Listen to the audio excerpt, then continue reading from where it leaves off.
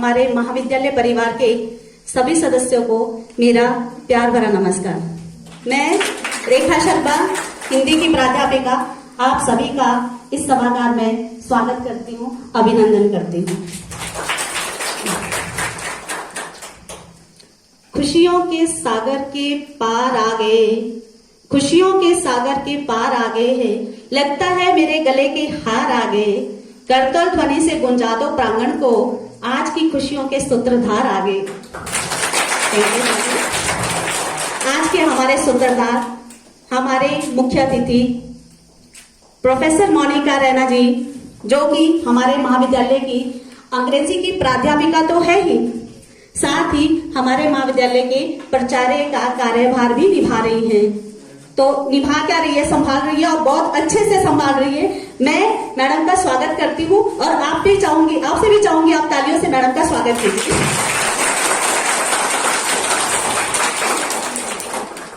इसी के साथ हमारे मंच पर बैठे मेरे सहकर्मी प्रोफेसर मनमोहन जी, प्रोफेसर सुशील जी और प्रोफेसर भूपिंदर जी, सर आप लोगों का भी स्वागत है। अब मैं स्वागत करना चाहूंगी हमारे गैर शिक्षक वर्ग, जिनके बगैर हमारे महाविद्यालय का कार्य पूरा नहीं हो सकता है, तो जो हमारे लिए उतनी ही महत्वपूर्ण है जितने कि हम स्टूडेंट और टीचर्स हैं। आप सभी का भी स्वागत है। अब जैसी एक परंपरा होती है कि हम अपने अतिथियों का बैजेस बनाकर उनका सम्मान करते हैं, तो मैं आग्रह करूंगी पायल, स्वीटी और गुड़िया से वो बैजेस लेकर आए और हम अपने मुख्य अतिथि हमारी मैडम का स्वागत करते हैं।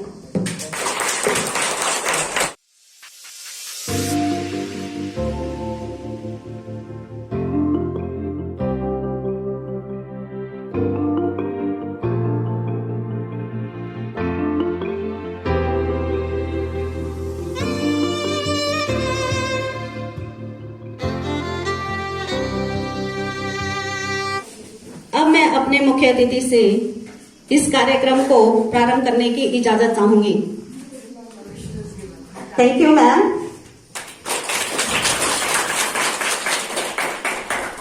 आज हम इस सभागार में भारत की आजादी की 75वीं वर्षगांठ, जिसे भारत सरकार आजादी का अमृत महोत्सव के रूप में मना रही है, के लिए एकत्रित हुए हैं। अब मैं मंच संचालन के लिए हमारे वाणिज्य संकाय के एकमात्र प्राध्यापक मनमोहन सर को बुलाती हूँ, वो आपको आगे बताएंगे। Thank you professor Rekha ma'am. लड़े जंग वीरों की तरह जब खून खौल फौलाद हुआ, मरते दम तक डटे रहे हो, तभी तो देश आजाद हुआ, तभी तो देश आजाद हुआ।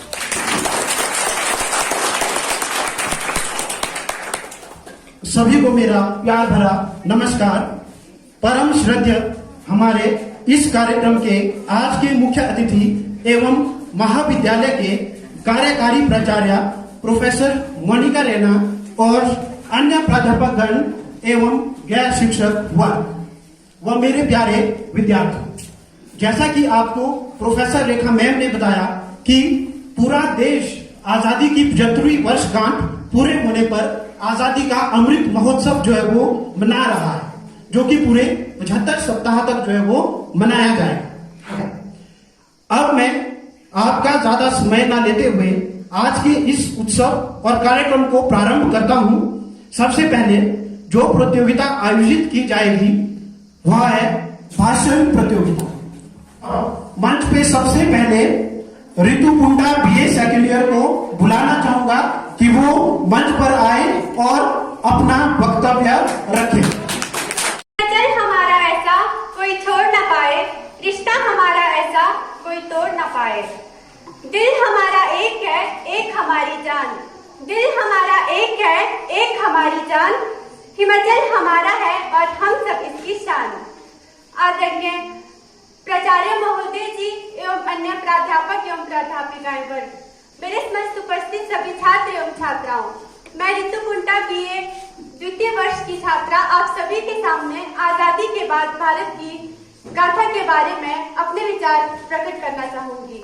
आशा करती हूँ कि आप सभी मेरे विचारों को ध्यानपूर्वक सुने। आज से लगभग 200 वर्ष के कठोर परिश्रम के बाद भारत माता के शिखर पर आजादी का अमृत महोत्सव आया था और हमारी सरकार सत्ता में आई थी।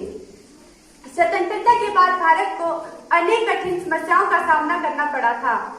भारत में अनेक सांप्रदायिक दंगे हुए, जिसके कारण कई लोगों को बेघर होना पड़ा, जिसके लिए हमारी सरकार उनका पुनर्वास करवाने में जुट गई। अतः मैं अपने शब्दों को यहीं पर विराम देती हुई इतना ही कहना चाहूंगी, दौड़ना है उन्नति के पथ पर, छोड़ दो अगर मगर। अगर दौड़ना है आपको उन्नति के पथ पर तो छोड़ दो अगर मगर। व्यर्थ की बहानेबाजी को त्याग दो, मन को बना दो निडर। आत्मविश्वास और प्रेम के साथ जब हो जाओगे तत्पर, आत्मविश्वास और प्रेम के साथ जब हो जाओगे तत्पर, तो तुम्हारा हर काम होगा प्रगति के पथ पर अग्रसर। धन्यवाद। जय हिंद, जय भारत। प्रतिभागी है पारुल BA 3rd ईयर की, जिनका ये पहाड़ पर्वत नीले आसमान इन सबके आंचल में रहने दो। ये पहाड़ पर्वत नीले आसमान इन सबके आंचल में रहने दो। छोड़ो ये जन्नत वन्नत की बातें, मुझे बस हिमाचल में रहने दो। परम सम्माननीय कार्यकारी प्राचार्य महोदय जी, अन्य अध्यापक एवं प्राध्यापिकागण तथा मेरे समक्ष उपस्थित प्यारे साथियों, मैं BA 3य वर्ष की छात्रा आप सभी के समक्ष जिस विषय को लेकर उपस्थित हुई हूँ, उसका शीर्षक है हिमाचल में शिक्षा का बदलता स्वरूप। दोस्तों, हिमाचल प्रदेश उत्तर पश्चिम भारत में स्थित एक राज्य है। इसे प्रायः देवभूमि के नाम से भी जाना जाता है।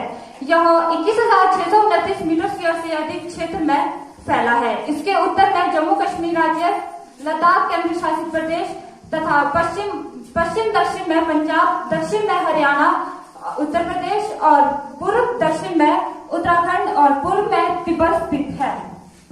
हिमाचल के राजत्व के 50 वर्ष पूरे हो चुके हैं। हिमाचल ने इन 50 सालों में हर एक क्षेत्र में नए आयाम स्थापित किए हैं और कई उपलब्धियां हासिल की है।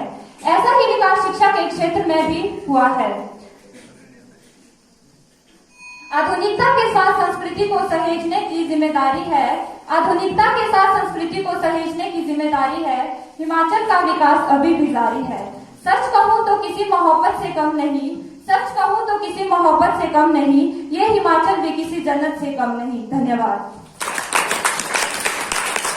अब अगली हमारी प्रतिभागी है मिस रचना BA 1st ईयर। हजारों दीपक चाहिए एक आरती सजाने के लिए, हजारों दीपक चाहिए एक आरती सजाने के लिए, हजारों बूंदे चाहिए एक समुद्र बनाने के लिए, हजारों बूंदे चाहिए समुद्र बनाने के लिए। मगर एक स्त्री अकेले ही काफी है, मगर एक स्त्री अकेले ही काफी है एक घर को स्वर्ग बनाने के लिए, एक घर को स्वर्ग बनाने के लिए। परम आदरणीय प्राचार्य महोदय जी एवं अध्यापक एवं प्राध्यापिकागण, मेरे समक्ष उपस्थित बैठे हुए सभी भाइयों एवं बहनों, मैं रचना BA प्रथम वर्ष की छात्रा आप लोगों के समक्ष आज का विषय लेकर उपस्थित हुई हूँ, जिसका मुख्य शीर्षक है आधुनिक भारत में नारी की भूमिका। आशा करती हूँ कि आप लोग मेरे इस विषय को ध्यान पूर्वक सुनेंगे। नारी का अस्तित्व ही सुंदर जीवन का आधार है। स्त्री की उन्नति या उन्नति पर ही राष्ट्र की उन्नति निर्भर करती है। कहा जाता है कि यत्र नारीस्तु पूजन्ते रमन्ते तत्र देवता, अर्थात जहाँ नारी की पूजा होती है वहाँ देवता निवास करते हैं। नारी के अभाव के बिना जीवन की कल्पना भी नहीं की जा सकती है। एक समय था जब भारत की नारी कई प्रकार की कुप्रबंधों की बेड़ियों में जकड़ी हुई थी, परंतु आज नारी और समाज में परिवर्तन आ गया है। आज की नारी पुरुषों के साथ कंधे से कंधा मिलाकर हर एक क्षेत्र में चल रही है। आज धन का अभाव, धन का महत्व बढ़ गया है, इसीलिए नारी पुरुषों के साथ कंधे से कंधा मिलाकर धन के प्रयोजन के लिए प्रयत्नशील होती रही है। अंत में मैं चंद पंक्तियों के साथ अपनी वाणी को यहीं पर विराम देती हूँ। अपमान मत करना कभी नारी का, अपमान मत करना कभी नारी का, इसके बल पर जग चलता है, इसके बल पर जग चलता है। पुरुष भी इसकी ही गोद में पलता है, पुरुष भी जन्म लेकर इसकी गोद में पलता है। जय हिंद, जय हिमाचल। अब हमारी अगली कंटेस्टेंट है miss Vanita BA 3rd year. आसमान में सितारों का आगाज होता है, आसमान में सितारों का आगाज होता है, हर व्यक्ति का अपना अपना अंदाज होता है। मेरी गलतियों को माफ करना दोस्तों, मेरी गलतियों को माफ करना माननीय प्राध्यापक महोदय जी, प्राध्यापक वर्ग, गैर शिक्षक वर्ग तथा मेरे सहपाठी भाइयों एवं बहनों, मैं बीए थर्ड ईयर की छात्रा आप सभी को आजादी के अमृत महोत्सव के बारे में कुछ शब्द सुनाना चाहती हूँ। आशा करती हूँ कि आप सभी इसे ध्यान पूर्वक सुनेंगे। जैसा कि आप सभी जानते हैं कि आज हम सभी यहाँ आजादी के 75वीं वर्षगांठ पर आजादी का अमृत महोत्सव मनाने के लिए एकत्रित हुए हैं। आजादी के अमृत महोत्सव की शुरुआत प्रधानमंत्री श्री नरेंद्र मोदी द्वारा 12 मार्च 2021 को की गई थी। इस आजादी को प्राप्त करने के लिए हमने बहुत बड़ी कुर्बानियां दी है। जलियांवाला बाग हत्याकांड और ऐसे ही अनेक दुर्घटनाएं हुई है जिसने हमारे दिल को झकझोर कर रख दिया है। राजगुरु सुखदेव और भगत सिंह की शहादत और तात्या टोपे, मंगल पांडे और ऐसे ही असंख्य वीरों की गाथाओं से हमारा इतिहास भरा पड़ा है। स्वतंत्रता सेनानियों की इन्हीं गाथाओं से देशवासियों को प्रेरित करने के उद्देश्य से आजादी का अमृत महोत्सव मनाया जाता है। दिलों में बसा एक सपना था आजादी के मतवालों का, दिलों में बसा एक सपना था आजादी के मतवालों का, जश्न है यह भारत के, जश्न है यह भारत के आजाद 75 सालों का। लोकमान्य तिलक कहा करते थे, आजादी मेरा जन्मसिद्ध अधिकार है। हमारे इसी अधिकार को समझाने वाला है आजादी का अमृत महोत्सव। कि आजादी के इस अमृत महोत्सव के दिन हमें उन शहीदों को याद करना चाहिए जिन्होंने अपनी जान की कुर्बानी देकर हमें स्वतंत्र करवाया, ताकि हम सभी सुख चैन और आजादी की सांस ले सकें। ऐ मेरे वतन के लोगों जरा आंख में भर लो पानी, ऐ मेरे वतन के लोगों जरा आंख में भर लो पानी, जो शहीद हुए हैं उनकी जरा याद करो कुर्बानी, जरा याद करो कुर्बानी। जय हिंद, जय भारत, जय हिंद। हम इस कार्यक्रम को गति प्रदान करते हुए अगली प्रतियोगिता की तरफ जाना चाहेंगे, जो कि है एकल गायन। और इस प्रतियोगिता में जो हमारा निर्णायक मंडल होगा वो होंगे प्रोफेसर रेखा शर्मा और प्रोफेसर सुशील कुमार। इस प्रतियोगिता की शुरुआत हम बीए प्रथम वर्ष की छात्रा रिपा के साथ करते हैं। तो मैं सर्वप्रथम रिपा को स्टेज पे बुलाना चाहूंगा कि वो स्टेज पे आए और अपना एकल गायन जो है वो प्रस्तुत करें।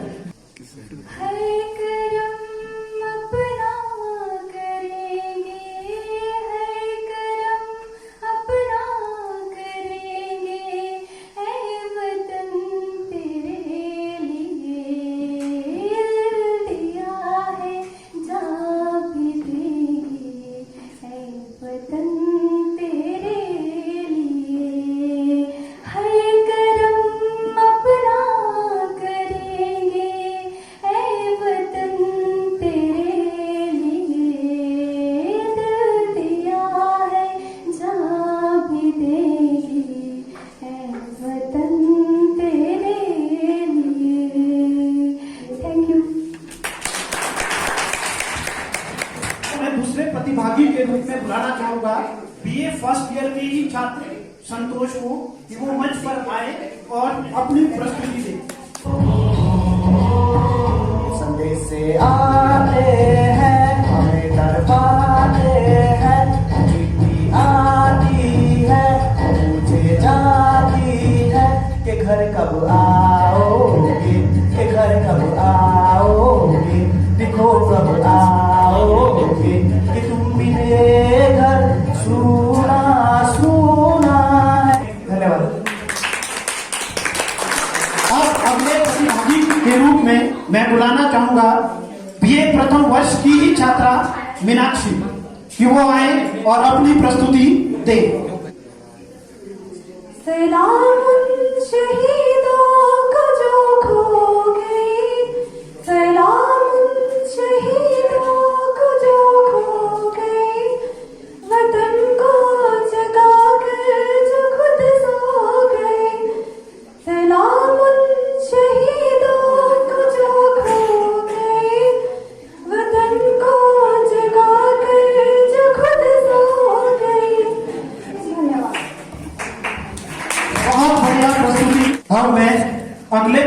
अतिथि के रूप में बुलाना चाहूंगा बीए सेकेंड ईयर के छात्र ईशान को कि वो आए और अपनी प्रस्तुति दे। बीए सेकेंड ईयर के छात्र ईशान। हिमाचल वासियों, हिमाचल वासियों, जुबारी राई लाओ, गोल्डन जुबली मनाओ। हिमाचल वासियों, हिमाचल वासियों, जुबारी राई लाओ, गोल्डन जुबली मनाओ। हिमाचल वासियों, हिमाचल वासियों। Thank you. अब मैं आगे के मंच संचालन के लिए प्रोफेसर सुशील कुमार को बुलाना चाहूंगा कि वो आए और आगे का मंच संचालन करें। Professor Sushil Kumar. Thank you, Manmohan sir, for your kind words.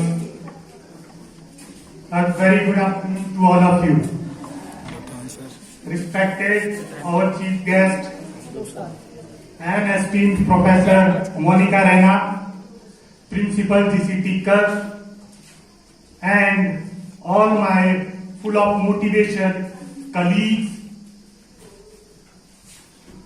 fully dedicated non-teaching staff, and backbone of this institution, our dear students. On behalf of GDC Tikar, I extend my warm welcome to all of you present here.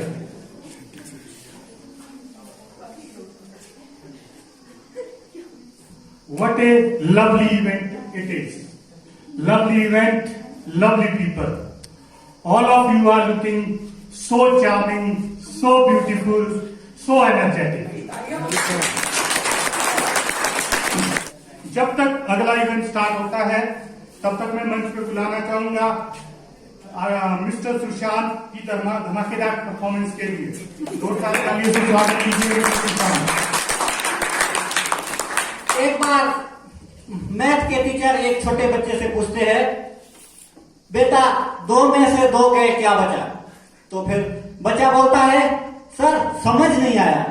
तो फिर teacher बोलते हैं, बेटा समझने की कोशिश करो, आपके पास 2 रोटियां थी और आप उसको खा गए, क्या बचा?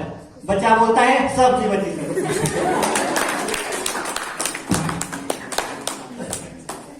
कुछ तो था उसके होठों पर, कुछ तो था उसके होठों पर, ना जाने हमसे क्यों शर्माता था, ना जाने हमसे क्यों शर्माता था। एक दिन हंसा तो पता चला नालायक तंबाकू खाता था। धन्यवाद। बहुत बहुत धन्यवाद सर।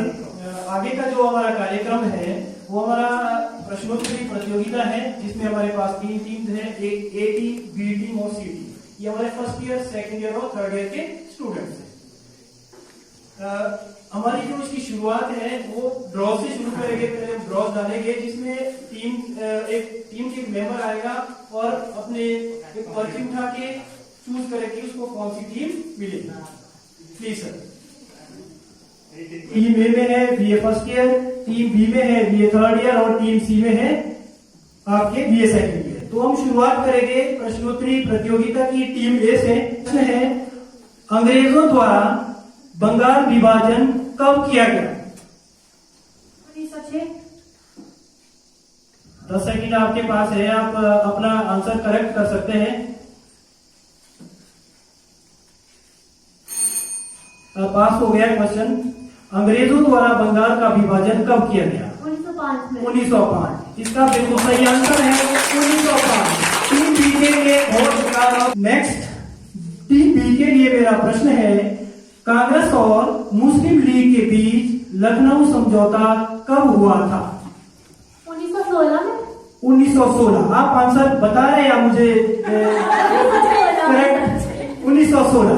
तो इसका सही आंसर है 1916। तालियों से स्वागत करें। टीम सी तैयार रहें। आपके लिए मेरा प्रश्न है, 12 मार्च 1930 को दांडी यात्रा किसके द्वारा शुरू की गई? महात्मा गांधी। बिल्कुल सही आंसर, महात्मा गांधी। टीम की शुरुआत हो चुकी है। नेक्स्ट टीम ए के लिए प्रश्न है, करो या मरो का नारा गांधी जी ने किस आंदोलन में दिया था? भारत छोड़ो आंदोलन। बिल्कुल सही, भारत छोड़ो आंदोलन में। टीम ए बहुत ही बढ़िया काम कर रही है।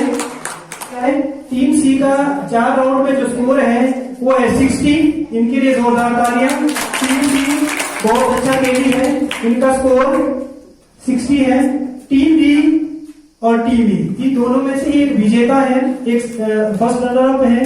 टीम ए का स्कोर है 77.5, मतलब 77.5 जो है टीम ए का स्कोर है। टीम ए के लिए जोरदार तालियां। और टीम बी इनके है 120। सबसे जो बेस्ट जो टीम है वो है टीम बी।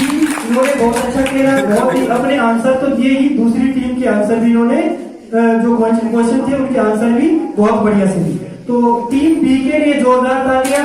टीम बी के जो बच्चे हैं उन्होंने बहुत ही अच्छे तरीके से खेला और जीत हासिल करी। तो मैं मैडम को बुलाना चाहूंगी कि वो मंच पर आए और चंद शब्द हमारे लिए कहें और हमारा उत्साहवर्धन भी करें। And I'm really thankful for my colleagues for arranging this college. जो सारा दिन हमारे साथ लगी रही और पूरी जान उन्होंने लगा दिया। थैंकफुल टू अनमोल एंड गोपी और एंड रमन, क्योंकि इन्होंने पूरा हमारा साथ दिया, और मेरे नॉन टीचिंग स्टाफ उन्होंने भी मेरा पूरा साथ दिया। तो मैं बहुत खुश हूँ कि मेरे बच्चों के अंदर इतना टैलेंट है। अब समय के अभाव को देखते हुए जल्दी से हम पुरस्कार वितरण समारोह शुरू करते हैं। धन्यवाद टू ऑल ऑफ यू।